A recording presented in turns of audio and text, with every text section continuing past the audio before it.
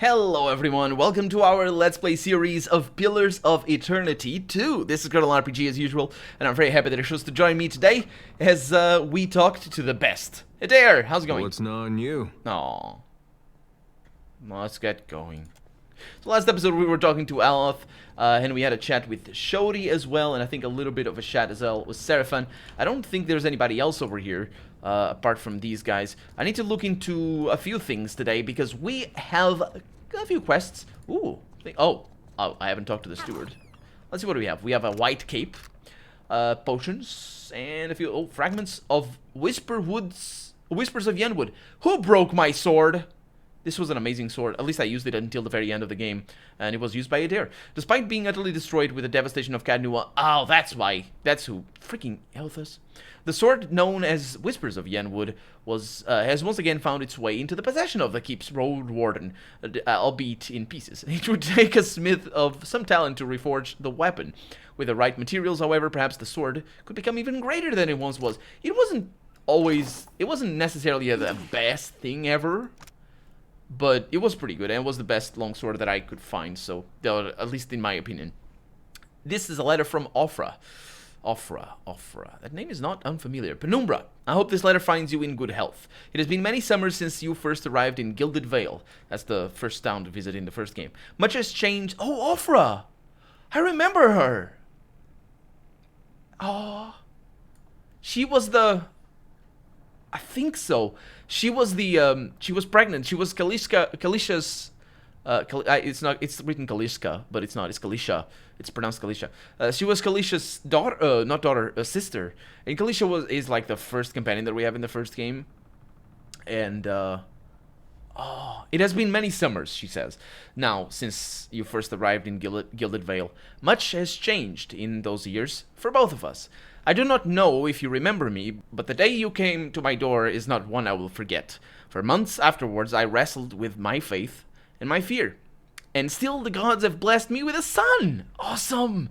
He is healthy and strong, and already so curious. All of Gilded Vale dotes upon him. I have told him of you. He asks constantly after the Watcher. Oh, that's so great! Oh, freaking hell.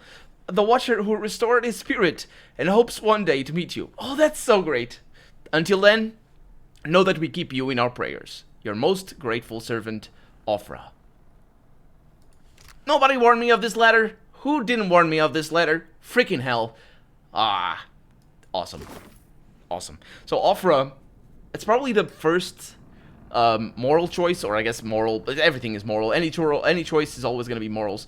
But I guess it's the first choice you're given in the game. So just to clarify what's going on there, there's this lady. So Kalisha is she's a guard. She comes to Gilded Vale early in the game, and like at the beginning of the game, she's coming because her sister sent her a letter, and she's like, oh, I'm worried and stuff. So Kalisha joins a caravan, as we do, and she goes to Gilded Vale, which is a little town, a little outskirts town, in Deerwood, and Deerwood is under the Wall Hollowborn Crisis, which is the main point of the Wall game, and which is where babies are born without souls, and it's all a big problem, because they're basically brain dead. It's not really quite like that, it's more nuanced, but it's terrible. And every baby is being born without souls. Some people kill their babies, others kind of grow them up to just keep them alive, basically, and care for them as best they can. But they eventually die, because without souls the body kind of just don't work very well, and they die. And Ophrah is Kalisha's sister.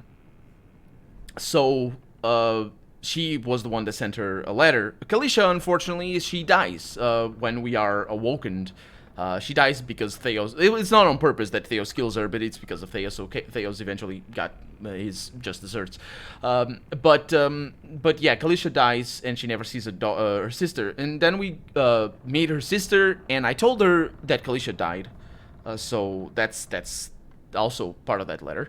And she says, hey, so I have a baby, I have this baby, I'm pregnant, and there's this, I don't know what she calls her, but there's like, I don't know if she says she's an animancer or a watcher or what it is. There's this lady down by the river, like a few days away.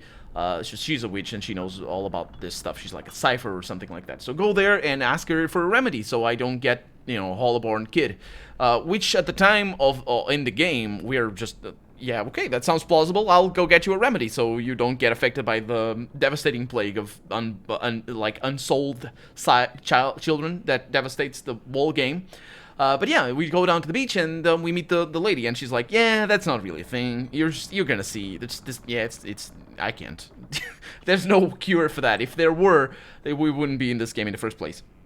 But I can give you something. I can give you a soup made of cheese or something. That's basically what we give her. And then we're like, hey, so this is not a cure, and you're convincing people that it's a cure. And then she has a very sort of standoffish response, which I kind of agree to a certain extent. But well, it's a complicated issue, and it is a complicated issue. So what she says is like, hey, I just don't tell them that they're wrong. They choose to believe whatever they like, and they ask me for a soup, I give them a soup. It's not my business to destroy their hopes, even if it helps them. So like the thing is, it helps her for a little while, and the soup does help her, it makes her strong and all that sort of stuff. And I basically give her some advices for just rest. Of course, there's a lot of cases to be made, or there's a case to be made against that sort of attitude, and certainly, in my opinion, basically that attitude is helpful when it is helpful, and it is harmful when it is harmful. So it is for us not to decide whether it is that attitude that is in case, but whether it is harmful or not. So that's my opinion on the situation, and that's what I chose to do, at least in my Twitch playthrough. So I went up to Ofra, and I gave her the soup, and I told her, hey, so take this and be careful, and just, take care of yourself. And she did, and by the time she actually has the baby, we finished the game, and she has a good baby. And even if even if she had the baby before we finished the game, as long as she didn't kill it, then the soul would have been brought back, because that's my choice at the end of the first game as well, is that I put the souls back in place. So people who hadn't killed their Harlowborn children, or that hadn't had their Harlowborn children die before then, they would have babies that would have souls, which for children that were already old probably was a problem. But well, there we go. That was my choice. But yeah, so that's the situation. That's basically what Ofra was. Very interesting choice as well, because your choice, well, you can just not give her the stuff, but your choice is to tell her that it's not a remedy, or not to tell her that. So that's interesting. Let's have a chat with the warden over here. How may I be of service, my lady? Don't talk to me like that. Aren't you happy to see me? You're always happy to see me. Also, what happened to the previous voice actress? I liked her so much. Who are you? I was the steward of your keep at Cad Nua, my lady. I know. Thank you for reminding me. Long before your time, I had my soul bound to a throne of Ardraban. And for nearly 200 years, I felt Cad Nua and the comings and goings within it like an extension of myself. That's right. She wasn't a statue. I think the throne had like her bust above the chair, but it was a throne. It wasn't a statue. It is a strange connection to lose. Yeah, we'll keep, and the ruins as well. Still, it would be unseemly for me to complain of loss to you, my lady. Oh yeah, because half of my soul is with this huge green-butted statue. So how'd you get in the ship in the first place? With Cad Nua in ruins, there was little purpose in waxing sentimental over the rubble. I was able to salvage enough of your treasure and wealth to afford the purchase of the Defiant and the hire of a small crew. Which is a huge feat for a statue. Unfortunately, that consumed the remainder of your once considerable assets. I'll have you... Under the circumstances, I hoped you would not object. My assets are very considerable, I'll have you know. Yeah. So what should I do next? I suggest we proceed to Nekataka, my lady. It is the largest city in Deadfire, and we shall be better able to get our bearings there. Okay, hopefully so. Hopefully so, because I think we might have a choice right now, because we can go to port Deadfire or Deadlight. I think it's that. I think I said Deadfire before. I think it's Deadlight. Hey, Bedtool, did I talk to you? I think I did. Yeah. The sea is no piece of glass, but I've sailed far worse. Yes. Okay, so I think we're good. So I have a little bit of a brig here. I don't know what actually the ship is, but in the world map we'll make do. Everything is gonna be fine. I just need to rest a little bit, most likely. So here we are, the game is paused, and how do I... Oh, there we go. So, we have Eld Engrim. Oh, he wasn't here before. How many people do we have in my crew? Oh, yeah, we have a bunch of people.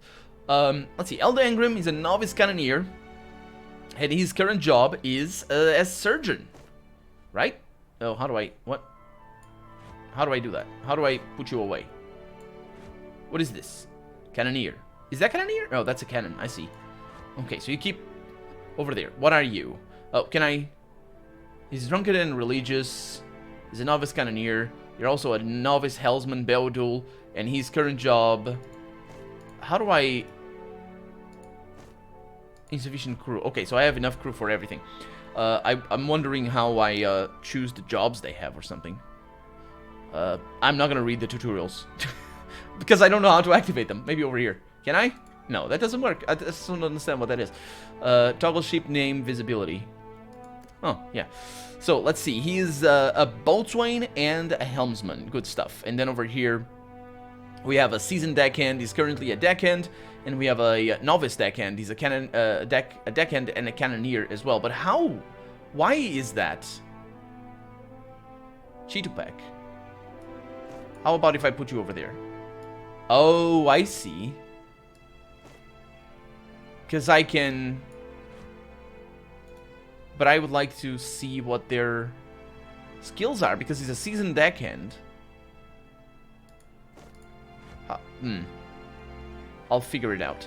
And over here we have Irina. She's injured for 5 days. That's interesting. That's why the morale is going down, because I have I think that because I have injuries. And on this side we have hardtack. So we got a bunch of food. What is this? Our colors? Heck yeah! So hull color is gonna be dark red, dark maroon. I like that. Oh no, wait a minute. That's hull secondary color. Ship name color, white. Yeah. Sales primary color. How about some gold? That's pretty cool. I like that. And then we have sales secondary color, gold and blue. Nah, we'll go with that. I'm not really sure how it's gonna look. So we have all the colors everywhere. Okay. And we have the different types of hull that I can't do anything with. Oh, that's our thing. Where would that go? Ship equipment and cargo. So we have all the upgrades. So we have grog. And this is food. So I can put the grog up here. I see. And it's going up. Huh. So I can choose what to spend and where. That's interesting. I wonder if there's gonna be like a maximum. Probably not gonna... Yeah. Yeah, I can't have that. Okay. So I'm gonna put the stacks in there. And keep out the stuff that... That's not how you should do, but... The stuff that's not stacked. Isn't that the same? Interesting. Sure. And then we have fruit. A lot of fruit. So we have a lot of this. -4 per day. Yeah, that's good. So I don't know if I'm gaining morale because I have so much stuff over here. So the thing is, these things have effects. And I might want to have them. But I never use them, so I'll just keep them over there. Yeah, you guys are going to eat hardtack. It's going to be fun. And we have fresh fruit. Yeah, it's amazing. And also have obsidian colors. What is that? Maritime flags declare your ship's origin. These colors are the mysterious obsidian order. That's... What is that one? The Watcher of Deerwood. Oh, that's what I'm going to fly. And over here we have Kappa T. Yeah, so we got some pretty good stuff. I'm probably going to go with that. But what I really wanted was to... I can't do anything here. Was to... And I also have cake. So, amazing. Was to see if I can level up my team. So from here we have rest and wait. Also can rest and wait. So we need a lot of... Oh, I can just put water in there. Yeah. Minus... Oh, but that's bad. Or maybe it's not. -1 to crew morale. Why? Because you drink water? Well, let's keep an eye on there. It's all health. Crew morale. So I can also craft. Can I craft foods? No. Not that I can see. Yeah. Don't have the tools. Don't have the things. Maybe it's because... Actually, wait a minute. Can I double-click these? No. Can I right-click? No. Can I shift-click? Yes. So I can remove all of that. So I have no food. Let's see. +1 to crew morale, +1 to crew morale, and healing received. So that's pretty good. You're gonna eat fruit. And then it's perception. I'm gonna keep that. Palm stone. Yeah, okay. So then... This... doesn't decrease crew morale. We got Lager. And we got healing receive on milk. Milk and fruit. That sounds like a lovely thing. I'll go with ale and fruit. Okay, so hopefully that's going to hold us for a little while. And now I can rest with the same, yes. Because it's not going to do anything. It's just enough to rest.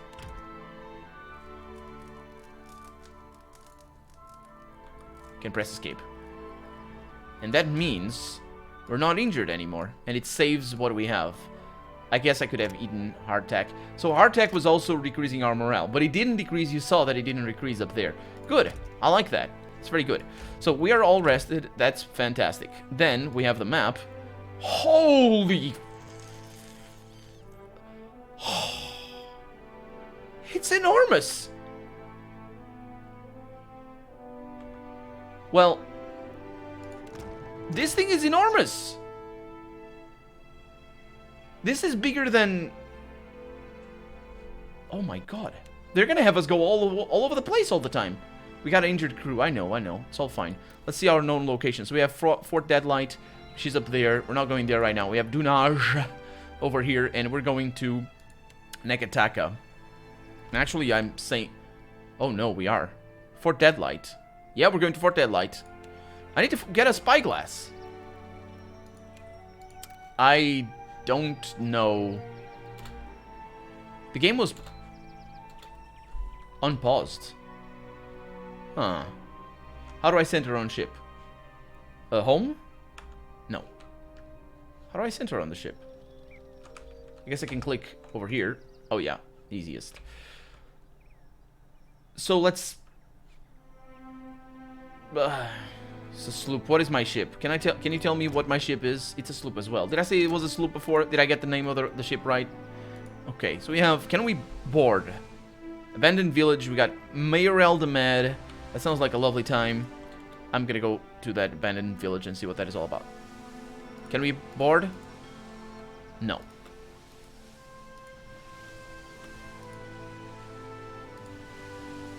Not from here. Can I talk to you? Ooh, what is that? Cargo. Sure. Keep an eye up here. So I think... Oh, there it is. That's the port. I think exploration... Oh, man, they eat and drink a lot. +1 morale from fresh fruit. And -2 morale. Yeah, everything is good. We are good. Holy moly, this is amazing.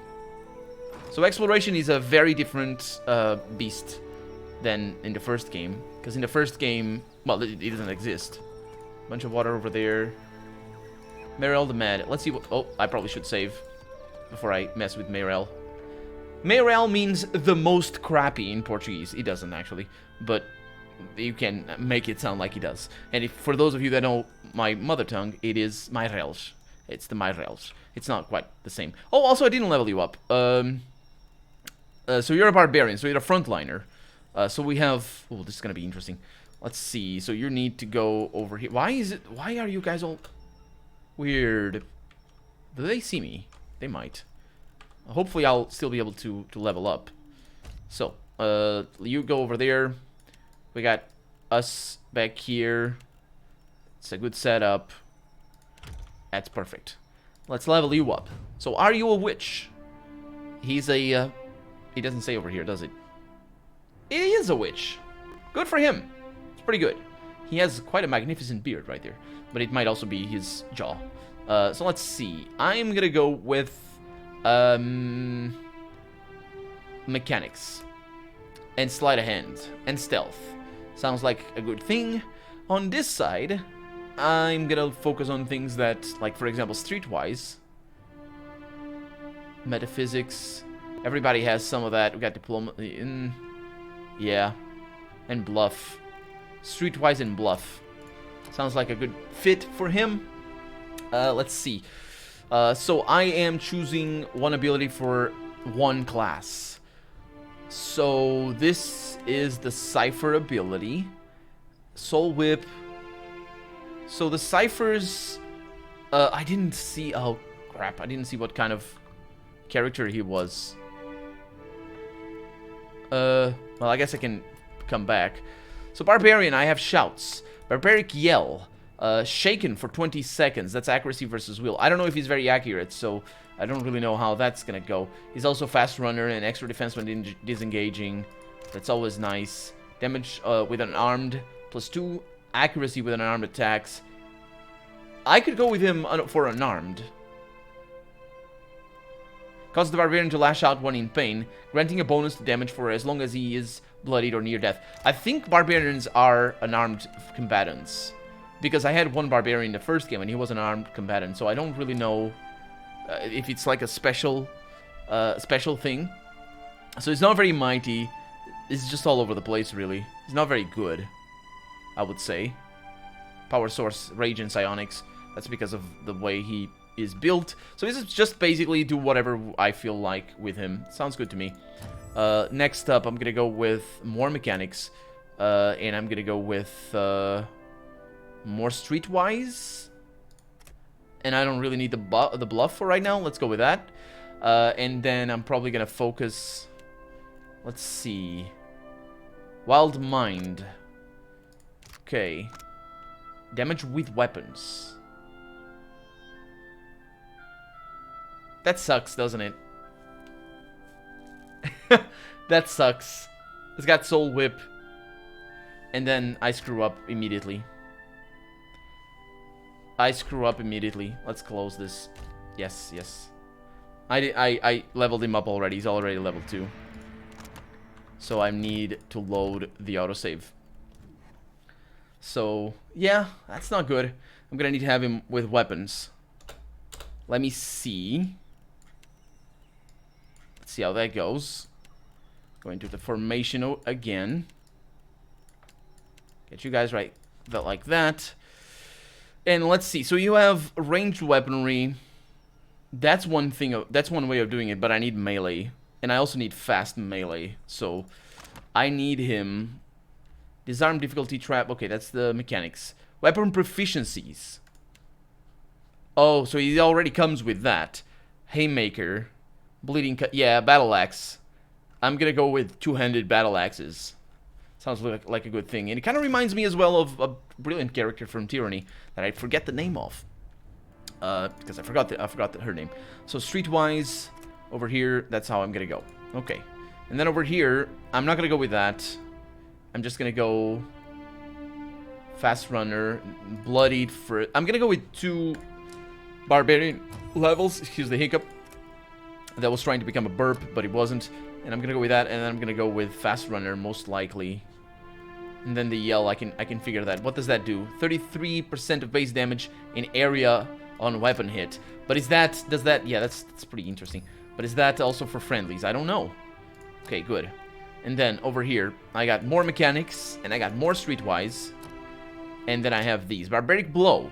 The Barbarian deals a massive blow, increasing the likeliness and damage of critical hits and applying Carnage in a larger area. So Carnage, I don't remember how it works. Frenzy. Combat only. Sends the Barbarian into a frenzy, but it increases deflection. But it also adds strength and or might and constitution and actual attack speed. So maybe something for deflection would work. 2 weapon style. Yep, that's what I want. So I'm focusing a lot on damage there. But we also are gonna get some Cypher points over here. Wild Mind. Changes from random Wild Surge effect on... What? Chance for random Wild Surge effect on cast. Yes. On spellcast. On Cypher spellcast. So that's weird. That's a weird thing. But I think that's the specialization as a Cypher. And Soul Whip just adds that. So that's gonna be pretty fun. Tenuous Grasp is also pretty amazing. Although this one is the best. No, there was one... What was it? Mind Wave?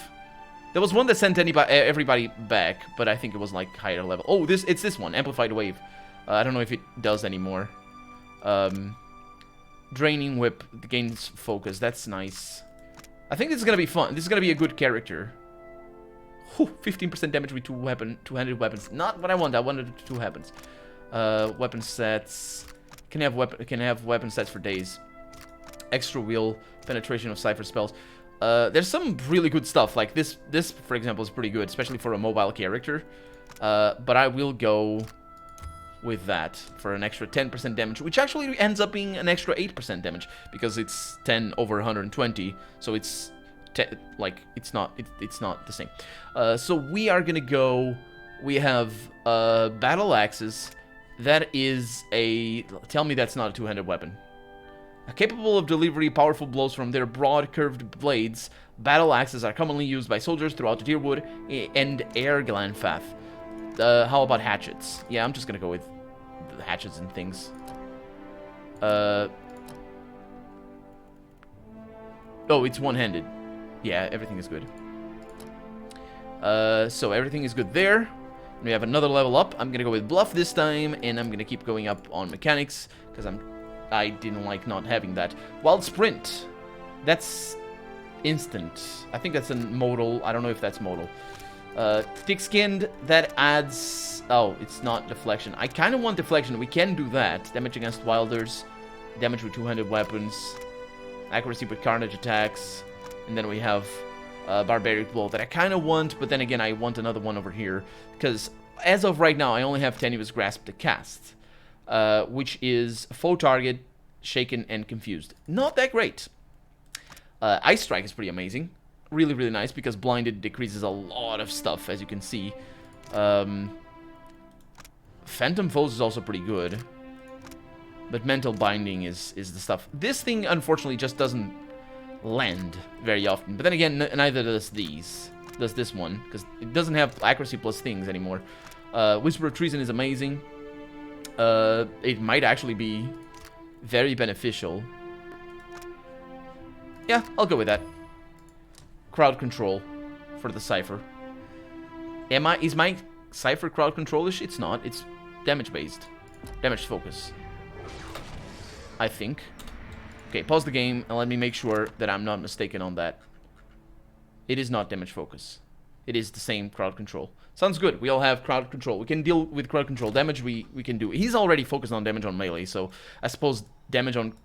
I mean, I suppose that's good. I'm not sure if I'm going to stick with him for too long, but Seraphon is leveled up already. Okay. So let's do this thing. We got a... Oh, we have a lot of enemies up there. We're going to be fine. Could be trouble. Could there be trouble? Oh, it's a construct. They have a construct defending their place. I didn't see that. Oh, wait a minute. These are vessels. Oh, Mayorel the Mad. He's a summoner. Scallywag's hocap. Shut up. A light's foot and an heavy bullet, I count. There's revenants. I know there's enemies. I know they're coming. Let's stay back. Let's see what happens. But let's see what happens next episode. Because for right now, I'm Colonel RPG, and this has been Pillars of Eternity 2. I really hope you've enjoyed it. And if you did, go ahead and leave a comment. Like the video if you want to see the next episode come out sooner rather than later. But above all, thank you so much for watching, and I hope I'll see you next episode. Bye-bye.